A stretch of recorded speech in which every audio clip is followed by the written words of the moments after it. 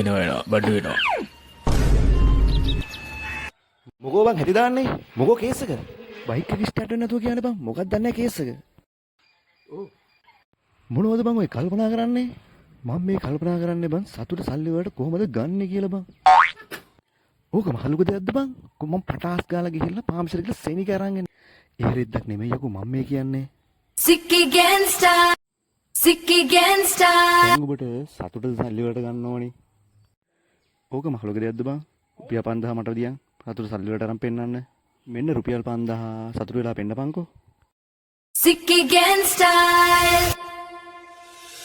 ඔයාලා ගැර 3500 කිට් එක තියෙනවද මල්ලි? තියෙනවා සර්. මෙන්න මේ જાතිය තියෙනවා. ඒ වගේම Sicky Gangsta. මෙන්න මේ જાතියක් තියෙනවා. මෙන්න මේ જાතියක් තියෙනවා. අර පෙන්නේ තවුස එක. මේ තමයි ඒ ෂර්ට් එක. මේ જાතියෙන් පාට කලර් එකෙන් තියෙනවා. මේ જાතියක් තියෙනවා. ඊට පස්සේ තව જાතියක් තියෙනවා.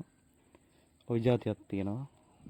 අර පෙන්නපු තවුස එකයි ෂර්ට් එකයි දෙකම වෙන්නේ 3500ක් විතරයි වෙන්නේ.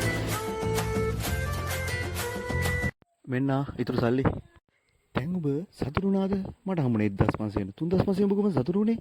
ඔව් ඉතින් මං ගත්තේ ණයානේ. ණයක් ඉතින් මේ දවස්වල ගන්නවා කියන්නේ ඉතින් පට්ටම සතුටුයි තමයි ඉතින්.